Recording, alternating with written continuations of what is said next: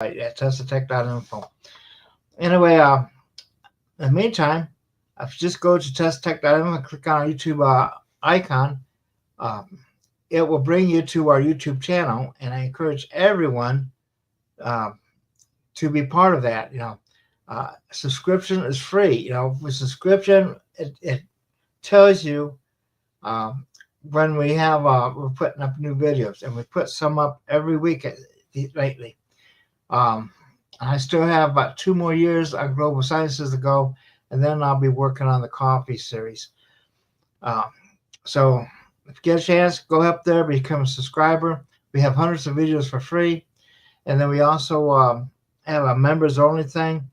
To be a member, it's $9.99 per month. It gives you global access around the globe and everything. So without further ado, I'm going to bring Toby on board here. Hello, Toby. Hey, good evening, Steve. And we have some unfinished business to take care of. We do, and there's been a lot of electronics go down around here. Friends of ours' phones went out, and they own a motel, and that was a 4 or 5 day struggle. And we just had that major new moon, and the astrology's pointing in all different directions. So it's going to be quite a ride, I think, in the next few years, one way or the other.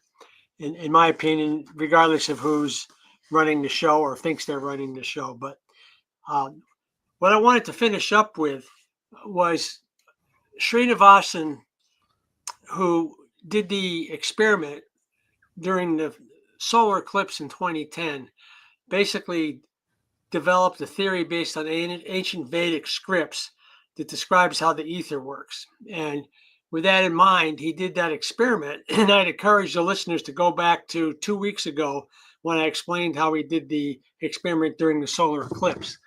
I did bring in the tube that I use. Actually, this is the ball at the end of the stick that was vertical, and so this was in the barrel pointing upward, so that as the moon, as the eclipse happened, this pivoted in that barrel of water from one side to the other, and you can see that in that show from 2 weeks ago if people want to go and review that. But Srinivasan's genius didn't stop there back in 2010. He had, as we talked about before during the conference in Hanover, coined the term reactionless generator. And so what he did towards the end of his life was he was able to build such a device. And so what we want to do right now is show the video. And I guess, Steve, do you bring that up or do I bring that up?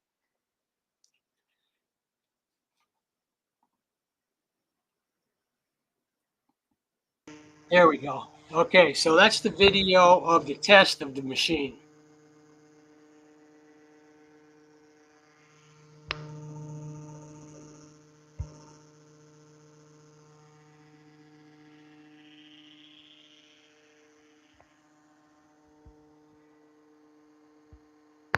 Now, you don't see much happening during this test in terms of description of input and output, but what you do see is a motor spinning, and that motor has a number of ferrite cores and coils around the periphery of that motor. And I'm going to show you right now what the schematic of that device looked like.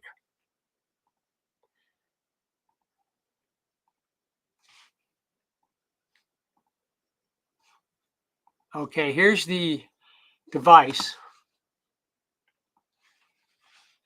And he called that his magnetogravitic perpetual oscillatory motor.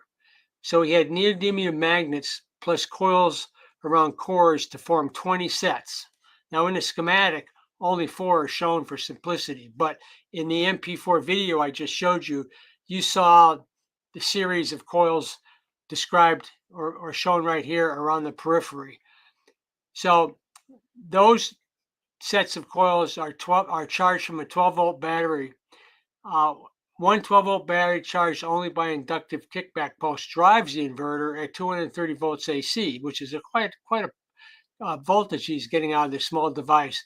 and a small rotary transformer sets the voltage at 60 to provide 12 volts for optic triggers plus 48 volts for a charging bank. The IGBT's trigger coils, and I'll bring that up right here. Let's see. Hold on, let me bring that around.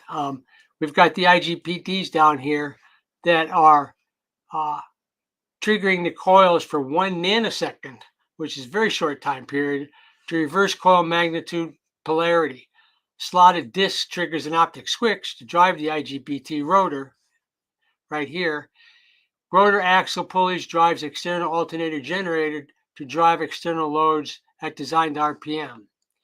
It runs on the faux principle, which is his Sanskrit definition of the ether, perpetually by its self-generated potential. It exchanges simultaneous potential with sequential harmonics in each cycle.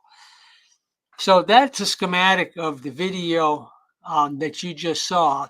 And the next thing I'm going to bring up is a computer rendering of what the device looks like, so that the readers can get, or the listeners can get, a better picture of it. All right, that should be coming up. So these were the coils that were shown in the schematic, and then the neodymium magnets here were driven around that disc and caused the voltage spiking to get to 230 volts. And he said a perpetual motion machine was designed, or actually running, based on his design. I'll show you another shot of it. It's a photograph. And stop screen. Okay. We're going to present the next shot. This is a picture of it, so it's a little bit clearer than the video.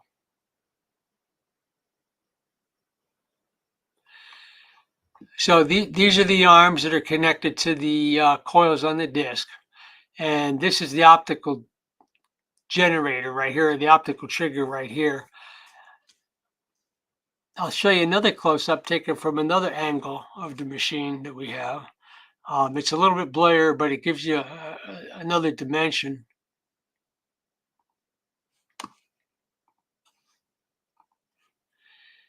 Okay, so there, that should be coming up now. Yeah, so that's the machine. That gives you a basic size reference, because you can see some test equipment there on the table. So it looks like it's probably less than 2 feet in diameter. And once again, you can see the optic, or the coils that he has on the periphery of the machine. I'll go back to the diagram once again, just so you can look at that for a refresher. And well, all I can tell you is that as he got older and he got up into his 90s, and I met an engineer from India that had known him and talked to him before last couple of years. He got increasingly hard to get a hold of, but he wanted to get a lot of money for this machine. And I think the final figure he was coming up was he wanted $1 trillion for it. So obviously that wasn't going to happen. But he did present this information to a group of people, these diagrams and these photos I showed, and he said that it was over Unity and it was a perpetual motion machine. We'd have no idea if there were any other witnesses to the machine. And I can tell you this, we have no idea where the machine is today. He passed away in India. We've tried to find his son, who came to the United States and worked in California area and got into venture capital and high-tech industries back there. He would probably be my age or older. So we're talking a guy in his 70s. He may have passed away too. We don't know, but we've not been able to find him. So basically, that's the end of the presentation, Steve. I just wanted to follow up from that talk we did 2 weeks ago and encourage people to get to your website and take a look at that talk. And it's the basic introduction to Srinivasan, who he was. And what got me onto him was his 2010 experiment with the solar eclipse. Okay, well, we did have a comment here.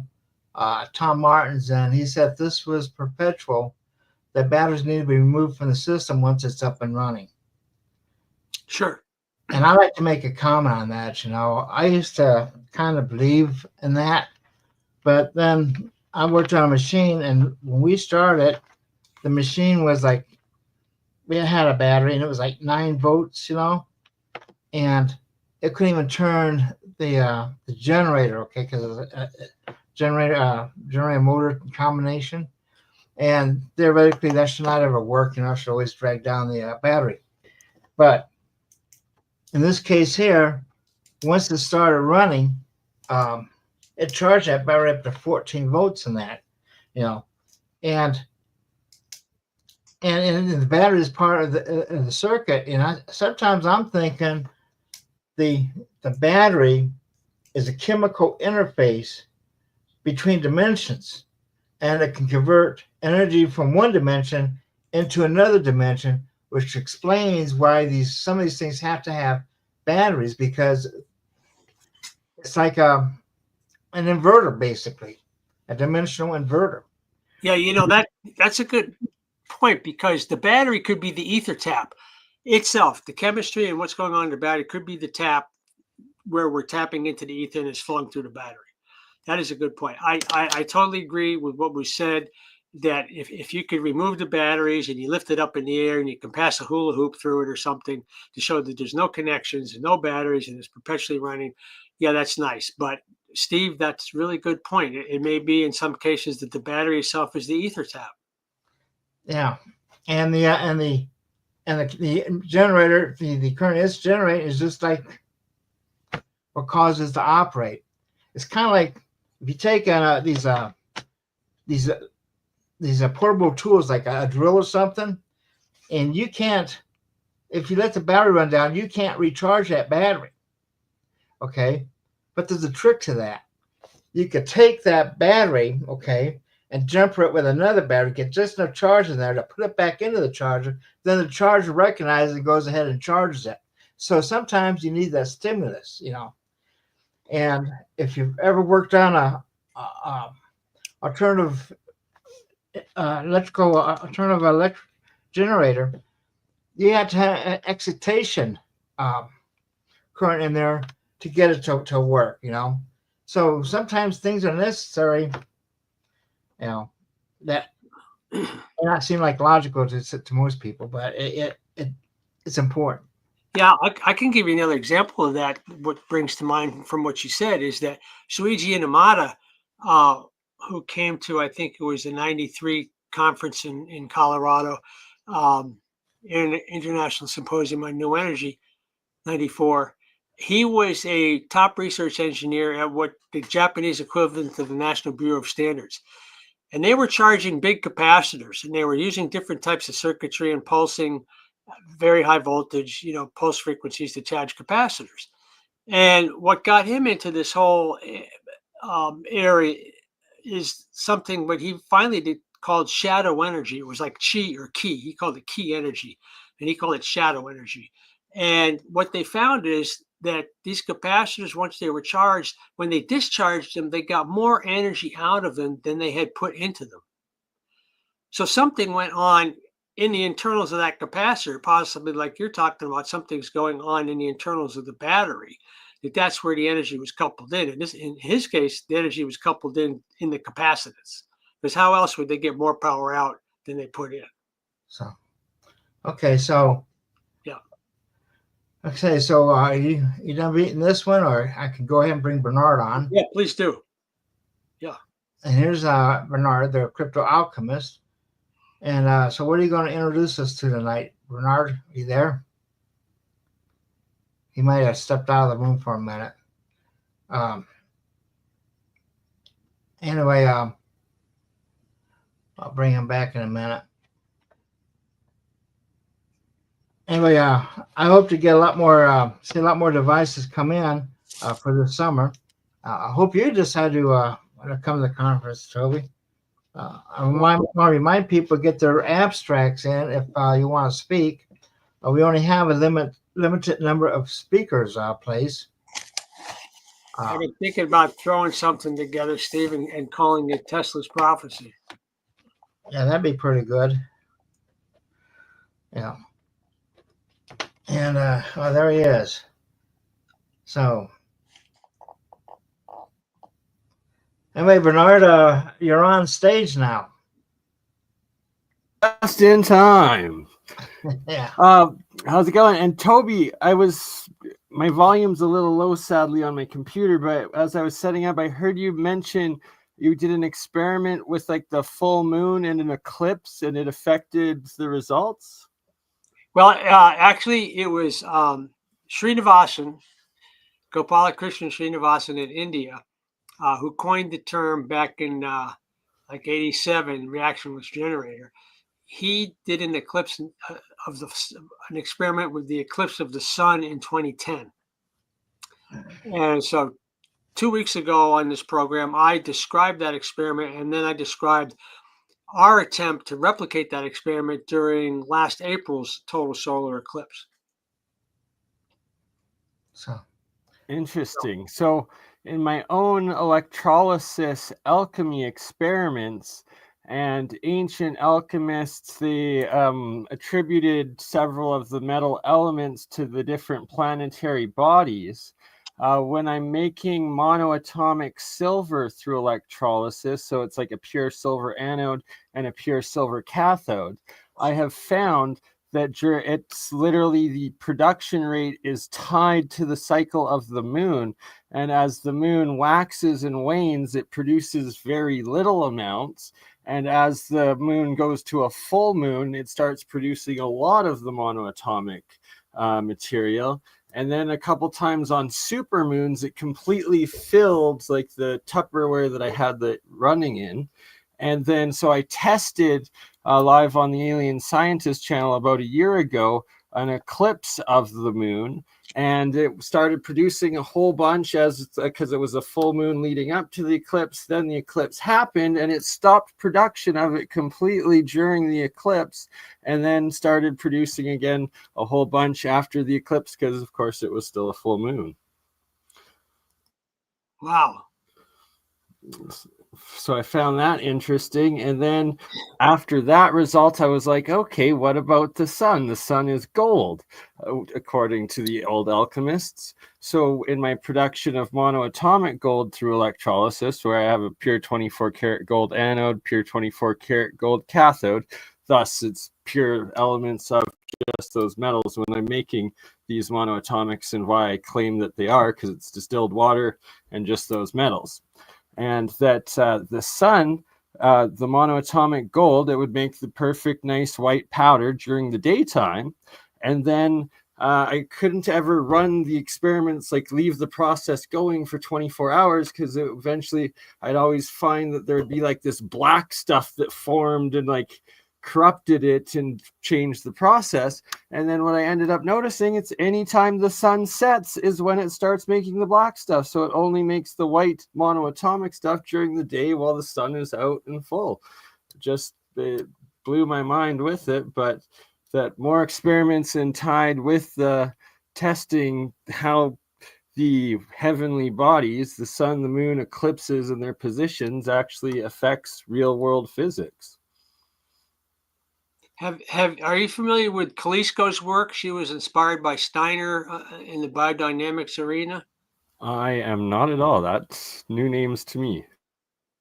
Yeah, so this is what you've just done now really ties the knot in relationship to what she had done. And this was probably in the 20s, 30s, 40s, and Steiner had suggested it. So with each planet having a metal associated with it, she would take like gold chloride and silver nitrate, let's say, and mix them together, and then would take a piece of filter paper and make it in the shape of a tube. So we've got, say, a 3-inch diameter or 3-inch long piece of filter paper coiled, so it's 1-inch diameter, and then set it in the Petri dish, and then pour that solution in the Petri dish, and as it wicks up, that's basically the beginnings of liquid chromatography, because as it wicks up the filter paper, different colors show up and different patterns show up, and it's repeatable. And so that can tell you, well, there's silver nitrate and there's gold chloride in that solution. If you do that when there's a conjunction of the planets associated with gold and silver, completely different pattern. Really? I love that. Yeah, yeah. And so she did that with all the different conjunctions of the planets and showed this and demonstrated it over and over again. Okay, well, that is amazing. Thank you for sharing that with me, Toby, because I'm going to have to look into that, do a full presentation on it, and then start replicating it with my own experiments alongside, because that's exactly it. I'll send you a link to the book and the information about it. I appreciate that. So what do you have planned for us tonight, Bernard? All right. So I guess first, quickly, if you want to bring up my other camera there, the BurnEye, just to give a little reference of some of my experiments, like right in the front middle there. Although it looks pink purple, that's just due to the lighting. It's actually the pure white monoatomic. That one is zinc and silver combination that I was using, as zinc and silver as the anode and cathode when making it. And behind it to the left, in between BurnEye, there's another jar with a bunch of white powder at the bottom there. And you can see how it's more illuminated with white light and see that it's actually looking white. It is from iron and copper as anodes and cathodes in it, so that I've been able to replicate and turn any of the noble metals, the base metals, off of the anode sides and a little bit on the cathode side, that it will always produce this original white monoatomic material, just like David Hudson has talked about the white powdered gold that he makes through the acidic process, where the process that I use is exponentially cheaper in like energy and resources, as you're not having to constantly break it down through chemical reactions. Instead, it's just through a small amount of electricity, and then it's bonding with the saline solution. It will fully dissolve the metal first in the water, which turns it into like ionic gold or ionic silver or whatever metal that it is, which is like the purest form. Like a lot of people talk about the colloidal silver, but that can be toxic, especially if it's turns or oxidizes, and that's when it always turns blue like this, right? This is actually blue copper oxide, and I can turn gold into the oxides. Any of the metals turn blue, and then it's no longer monoatomic, it is diatomic, and you will die if you consume or get that oxidized heavy metals into you and instantly start getting this heavy metal poisoning. And that's why you see all the people that did die, they turn blue, they look like Smurfs, and they're like, oh, it's so good, but it's like, no, you've got the oxidized heavy metal poisoning, and you are going to die from the diatomics right away. You need to have the white single white atom of the metals. And that there's also, I believe, a hydroxide or hydride that turns red, so on all of the metals too. And that there seems to be, I've seen a lot of studies or publications, a couple recently, of these cold state superconductive, and they call it red state material. And it's the hydride aspects of it, I believe. And the ancient alchemists called this the red mercurial state, but it wasn't actually that it's mercury in that red state, it's the hydrogen or hydride aspect of it. And that where I got the best testable lab alchemy information was from Sir Isaac Newton's recently released collection of alchemy texts, and that's where I read, and it was translated, his 7 color states of transmutational metals. and through it he has the black state, the white state, the blue state, the red state, the yellow state, which they also call the sulfur state. And I don't believe necessarily, unless it is a transmutation somehow of creating sulfur out of the reaction, but it doesn't smell like sulfur. I just shared a picture, Steve, if you want to bring it up. I can show in the electrolysis reaction here that it's yellow, and that they say that when the metal is live is when you can get these transmutational states. And for so long, people are like, oh, it's just hocus pocus. How can you have living metal? It's like, no, they're literally talking about electrical current. When the current is live, when there's a flow of electrons through the metals, that is when you start getting this electrolysis reaction and these transmutational states begin. And he states that first you will get the white state, which is the monoatomic. Second, you will get the blue state, which is the diatomic oxidized version. Then you will get this red macular state that they say, and then they say it's activated at that state. And that could be this red metamaterial now that they're starting to reproduce in labs as hydrides. And then they say when it dies, it will turn to the sulfur state. And what I have up here is showing the sulfuric state that they called it as, but I don't believe that it is sulfur because it doesn't smell as such.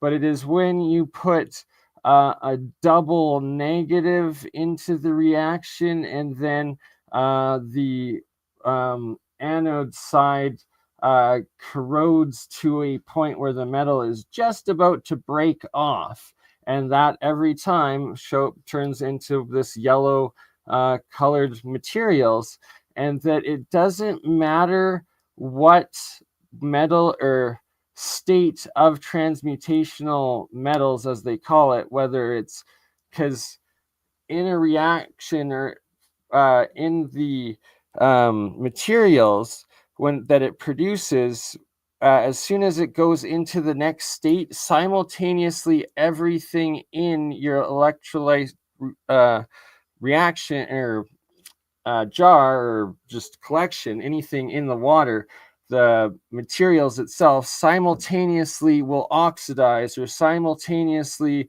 will hydrize, or simultaneously it goes. You just put one drop of like a yellow state into a blue or a white or a red, and then instantly all of the other material turns into that state. And it's just what I've been able to reproduce from what the ancient alchemical texts and Isaac Newton was talking about and mentioned. Then they said there's this black state, and in this picture here, you can see the coils. They're all copper coils, but they have this black coloring. They self-nanocoat, and that I originally learned from the Mehran Keshi, the Keshi Foundation. He always talks about nanocoating the outside of a material, and that he taught the process that you can either use a flame to heat it up just before it gets to the glowing red hot state, and you're breaking down the outer covalent bonds of that metal into closer to the single atom, so it can then interact with these nanoparticles in the plasma states and bring it into that solid metal. And that, so there's either the flame way of doing it, there's the caustic method of doing it, or there is the electrolysis way of doing it. And I've repeated all of the above, but then the metals here, it actually will self-nanocoat as you leave it running and connected.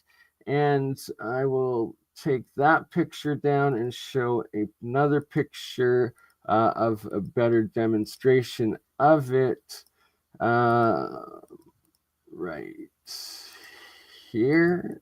Oh, wrong button. There we go. And this is, if I want to picture. There we go. So here we have these triple copper coils, and they've never been in the water. The water is where there's the blue oxidized level, and any of the copper that is below water level is oxidizing into this the blue copper. But then when I have the jar sealed, and this was sealed for about 2 years, I reopened it, and this black coating, this heavy, heavy coating of black, whatever it is, I need to get it tested, but you get this nano layered cover of pure black that happens on it. And what's very, very fascinating, and Mehran Keshi originally stated it, I was like, that's crazy, like it couldn't happen. But I've repeated it now pretty much on every single one. I've got over 100 different examples, but it will literally nano coat underneath the plastic insulation of wires connecting different electrolysis or electrolytes or whatever it is. But that I've got some of where it's like up to 10 feet of insulated copper wire between one Tupperware of water outside and the other one. And when leaving it for like a year, I come back and then I stripped the plastic off of it. And sure enough, it's completely coated in this black self nano coating material. And it's just another correlation to the 7 states of transmutation that Sir Isaac Newton and the alchemists talk about. And then lastly, there is also the pink crystalline state of transmutational metals that Isaac Newton talks about. And this is the most relevant and important one out of them all, as he says that when you have the metal in this pink crystal state, it is when you are able to transmutate one solid element into another. And I believe that how this process is done is that you connect it, and it's as the anode side, and then you switch it over to the cathode side. And on the cathode side of an electrolysis reaction is where you have the atomic hydrogen being produced from that water, and that by then inducing or putting the resonant frequency of that metal that you want to transmutate into. So for instance, you would have lead into this crystal pink state, and then you would have it with that atomic hydrogen on the outside, and then with inducing that resonant frequency of gold into it, it will give you that low energy nuclear reaction, bonding the atomic hydrogen into the metal, thus giving you the next metal up of it. And I will give you now several, I'll put in front of Bert and Ernie camera there, just give me a moment, of this pink crystal state of metals, and that's literally, it glistens, they sparkle, like you have copper sparkling with crystals off of it, or gold sparkling, or silver. I've done it into all of the different metals in this state, and I will give you a demonstration here.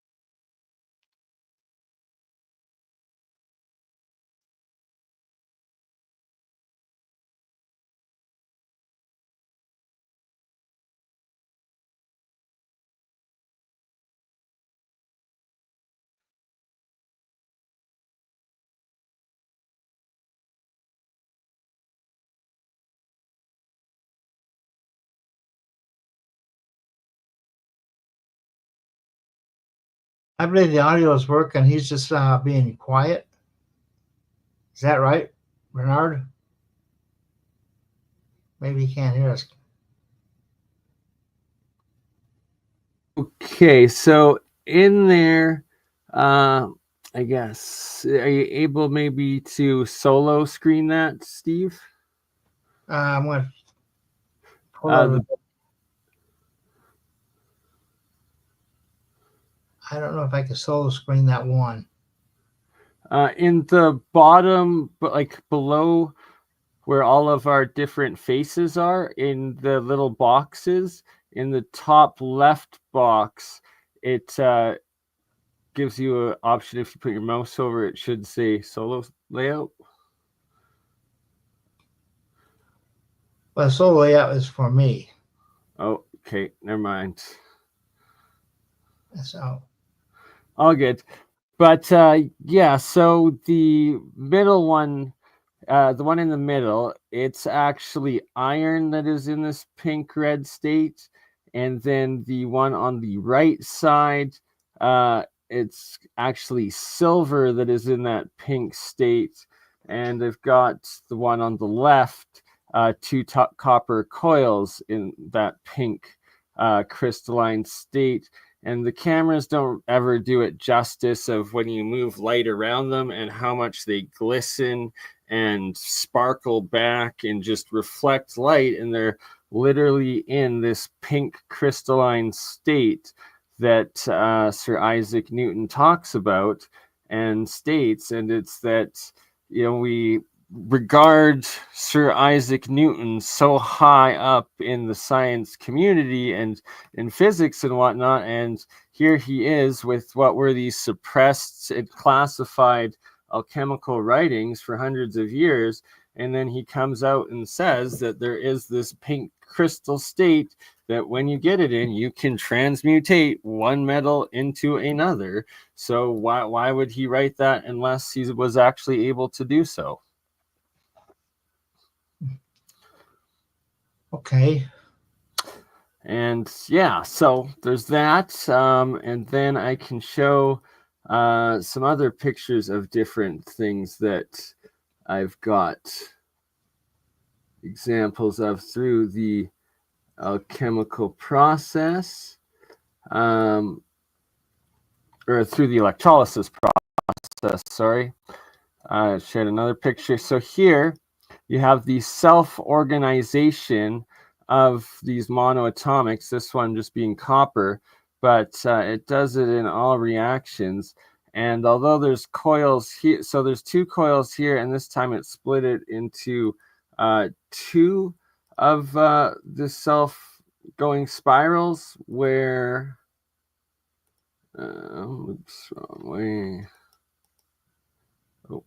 Well, now that we're on this one, so here you can see this is a pure silver Canadian maple as the anode, and here you can see this cloud of the pure white monoatomic material, but throughout you have the blue diatomic oxidized versions of it, and then also the copper and the copper oxide as well. And it's this reaction, whereas the moon and the in its cycles waxed and waned, the size of the cloud of this monoatomic material would shrink, and then on the supermoon it would literally turn all the blue oxidized diatomic material back to the full white single monoatomic. And it was quite fat, like just wild. And I'm going to be setting up here and aiming to reproduce these and just try to do like a month-long live stream of it going and showing the process and how it evolves with the cycles. So here you can see where it turned the yellow after the anode broke. And wrong way. So here's another one of the self-organization of these monoatomic materials. And that it happens. They do that. Lots of the different coils, anodes, cathodes that I've made and used. This one is amazing as it shows the oxygen bubbles, and oxygen being magnetic, completely sticking to this copper triple solenoid anode, but underneath it, it actually is covered in a blue oxidized goo of the copper, and that it seems like when I take it off, the entire structure of that copper essentially is like gooish, and that if you were to disconnect it and take it out of the water at that point, it would, as it would dry and oxidize out, it just would crumble and lose all integrity.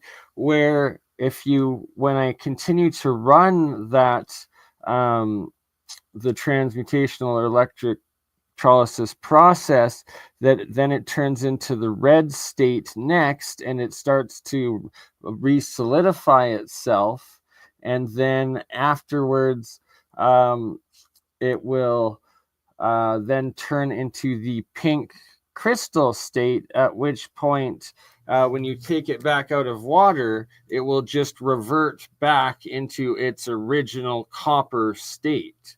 So it's quite interesting that it like kind of jellifies, and as it goes through these different alchemical transmutational states that the ancient alchemists talk about, and why I believe that if you put in the right harmonic frequency of the resonant frequency of what you're trying to do in the reaction, that it will have that latticed low energy nuclear cold fusion reaction that you can actually do on a large mass of a physical metal element, just like Isaac Newton was talking about.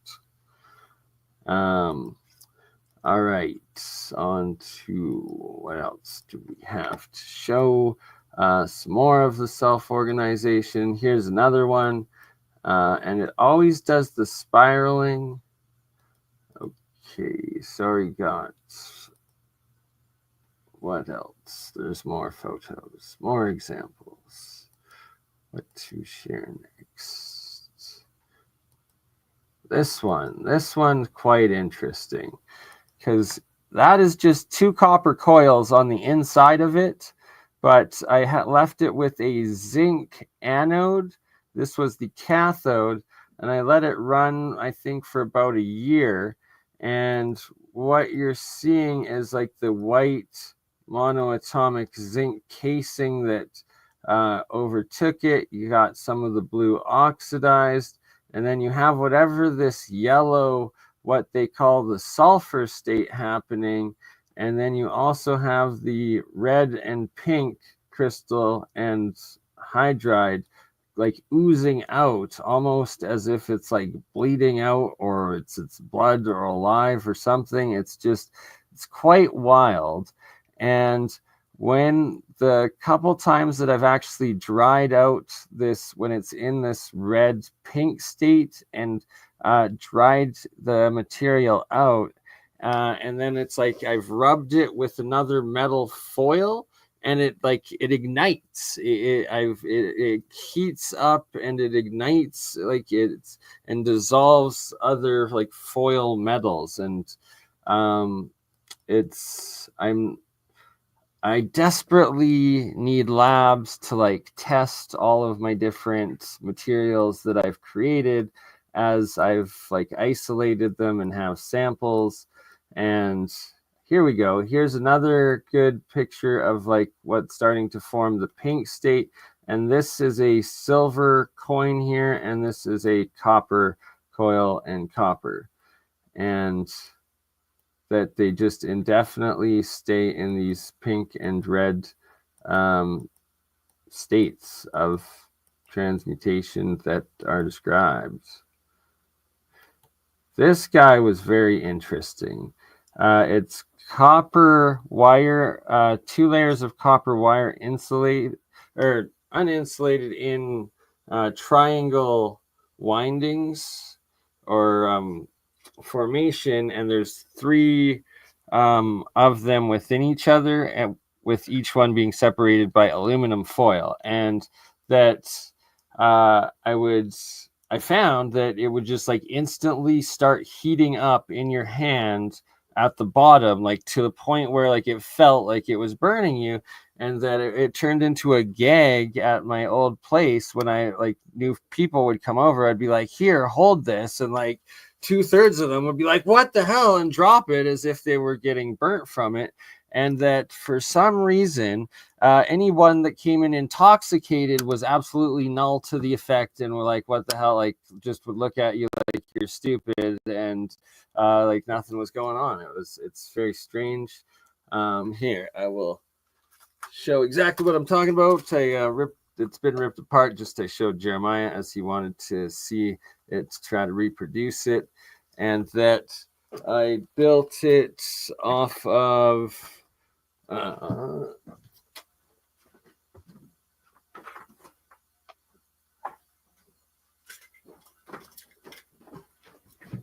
3D printed tetrahedron, and just did the copper wrappings like that. And that the start of the wire always goes along and then focuses the energy up to the very top.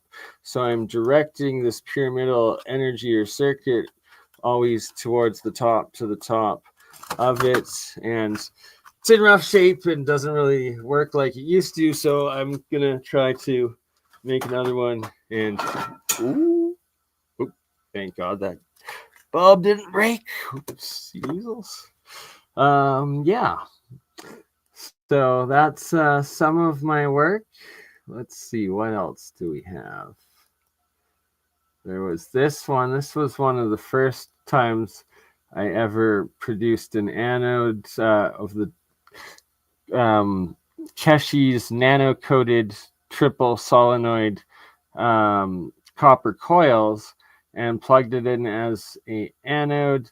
And then the cathode I was using was a 1 ounce silver maple coin. And just that it gives you, there was like a couple of exclusion zones. This one was like the white monatomic, this was like the blue, and then it would create these plasmid clusters at the bottom.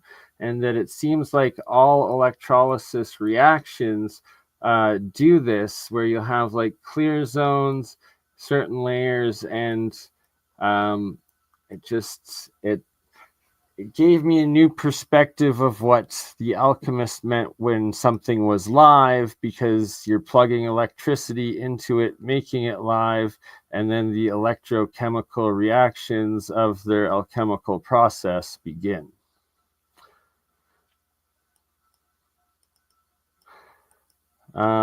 Yeah, guys got any questions or so far? Oh, there was a question before about what your source of water is. So anytime I'm doing an experiment for like the scientific purpose or for a first time, I will use distilled water. And I've just found, like, for cheapness of like when I'm making my own stuff and whatnot, that the tap water I use in Calgary seems to be clean enough to have no difference. But I make sure that anytime I'm running something like to make samples to be tested, it's always with distilled water that I will use. But inversely, though, if you live in an area where your water is polluted with like other toxic metals or heavy metals, you definitely do not want to use like that, even for like making. All right, yes, here's another. Here we go. So in this picture, I've got, and what I've been doing a series called Agricultural Alchemy. And so for the longest time, I was calling the water colloidal water, but that is actually wrong. This is the colloidal material. Colloidal refers to small nano chunks. So if you still have some pure metal, say the pure silver itself still in the metal state where it's just tiny little granular nanomaterial, that is colloidal. They also refer to the blue oxidized activated diatomic as colloidal, and that is what colloidal is. The water that dissolves the metals and that I can get it up in the reaction when it's through electrolysis reaction. The anode will first dissolve itself into the water, giving you the ionic silver until it reaches, or ionic gold, whatever metal you're using, until the water itself reaches a super saturated state. At that point, it will start producing both nano silver or nano gold as like a sheet, like with the electrolysis or electrolytic, where the known process where you use a metal through electrolysis to coat something else in a thin sheet of that metal, right? That will produce half of it, and then the other half starts forming, and that's where you get the two exclusion zones. One is where it's giving you the nano metal as a metal, and then the other is where it's giving you this white fluffy plasma ormus, the monoatomic metals, and that it separates and it keeps the two separate from them. And then after that, so yeah, it gives you the blue oxidized, and then I've also gotten purple, and here this is purple gold, this is purple silver, and this is purple zinc. And then we have purple gold again and purple silver again. And that how I got the purple was once again leaving, I believe, and I'm going to have to test it, but I just left them outside for days. And I'm guessing for the gold, it was the sun that turned it, and for the silver, it was the moon. Not entirely sure, but it turned into gold or purple state. And that it's literally, this picture here is over a year. It might even be 2 years now. It's either 2022 or 2023 summer that I took it. And you can still see right here, one of the jars, that's still the same purple state gold that is now forever purple. I can put it up and it give you actual color. It is full purple. And is this why the Royals had royal purple? And I am not recommending anyone guinea pig themselves or do it, because you probably die if you do it wrong. I don't know. But myself, when I taste the water from the purple material, the ionic gold that comes from the purple, it actually tastes sweet. It gives it a sweet taste.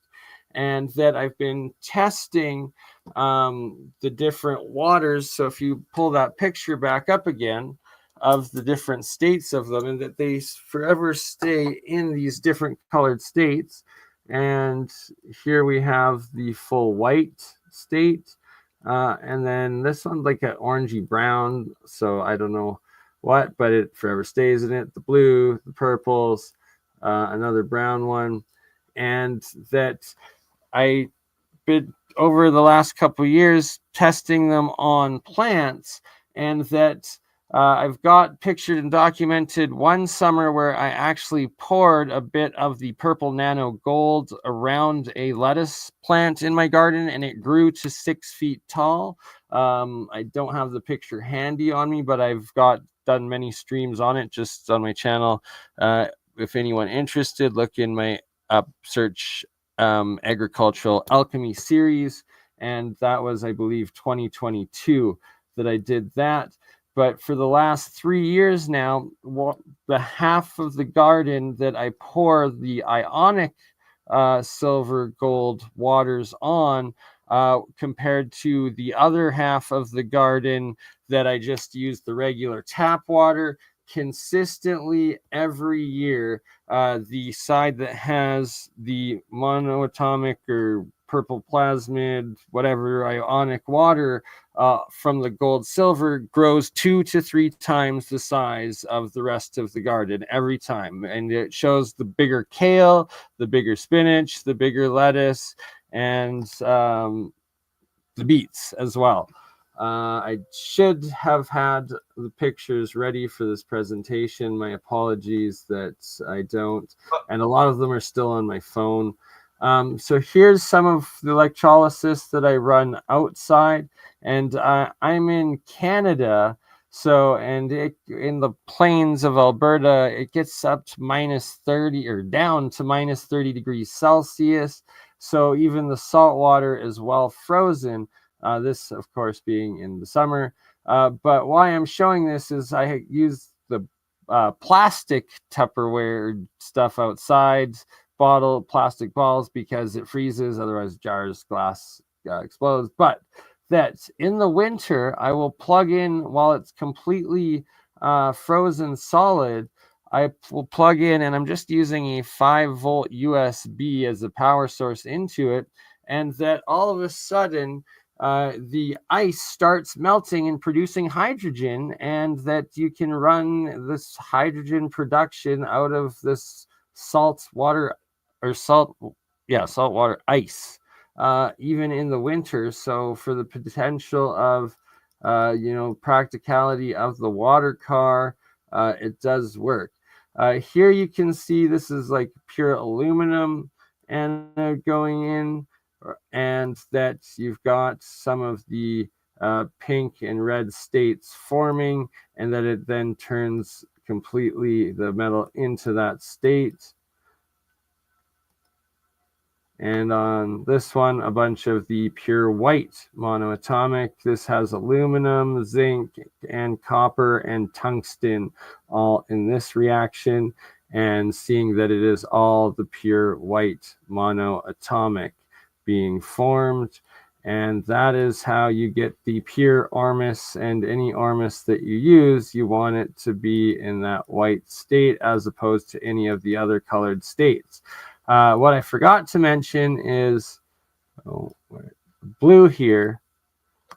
The blue and like any of like the brown stuff, the waters that came on that I tested on my planters, the plants were stunted and almost died, and that it's no good, and thus the diatomic water even on plants like harms it and is horrible and bad. And that is why you always test things on plants first. And that, of course, another key part is that I was using salt water to make this material, and that you got to rinse it, like I do it at least 9 times, where I pour all of the water out where it's just little monoatomic or metamaterials at the bottom, and then refill it with the fresh water. You let it sit for a couple of days, and then rinse, repeat 9 times to get all salt out before experimenting on plants. Otherwise, or even for the stuff I like to drink, the ionic water that I've been drinking myself, and I've been drinking the ionic water of the purple gold for 4 years now since I first made it, and I've been drinking the ionic water of the white monoatomic for an additional 5 before that. But that I never ever consume or drink it when it's cloudy or mixed up, or consume any of the material itself, as well. There's the legends that turn you into a demigod. I don't know about it, but it also documented lots of people dying. So, don't consume it and don't die, and don't poison yourself and give yourself heavy metal poisoning.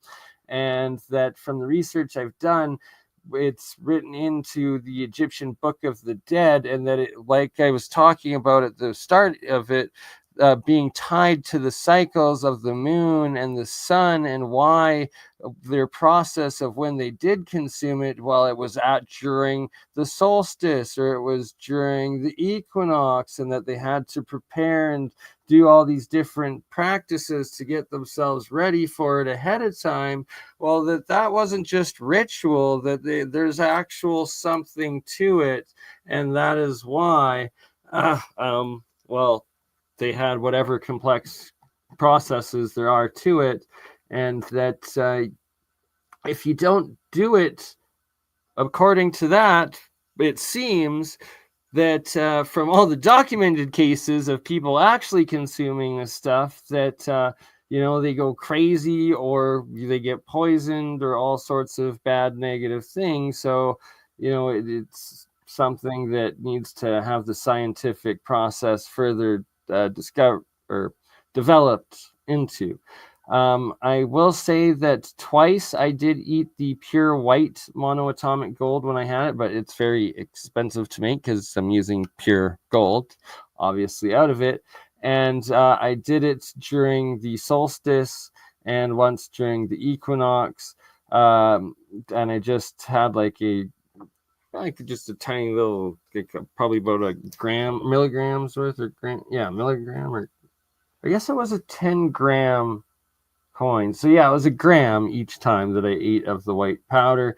And what it did, it instantly, I had photographic memories from when I was all the way up to I was a 2-year-old child. It was so weird. It was I ate it right outside my childhood house, and I flashed back to being 2 and digging some plant up, and my mom scolding me, and just memories, and I had this photographic memory for the next 3 or 4 days where I could instantly just recall anything, and that it gave me just non-stop energy. I pretty much didn't sleep for 3 days. I pretty much didn't need to eat for 3 days, and just was so driven. But then crashed once because I didn't have any more to eat, because it's gold and it's expensive. So it's you don't continue that process, then you're losing the effect. And I slept for a day and I woke up sick, and I woke up with the cold or a flu.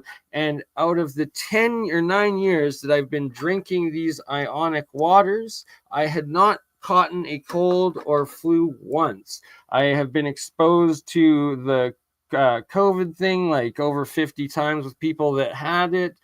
My mom caught it, she wasn't vaxxed. My dad caught it, he was vaxxed, but lived around both of them.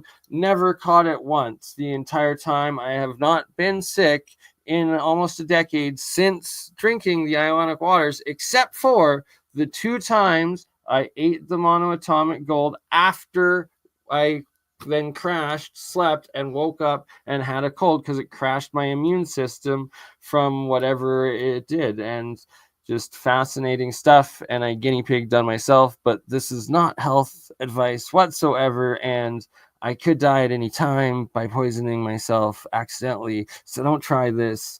But I do.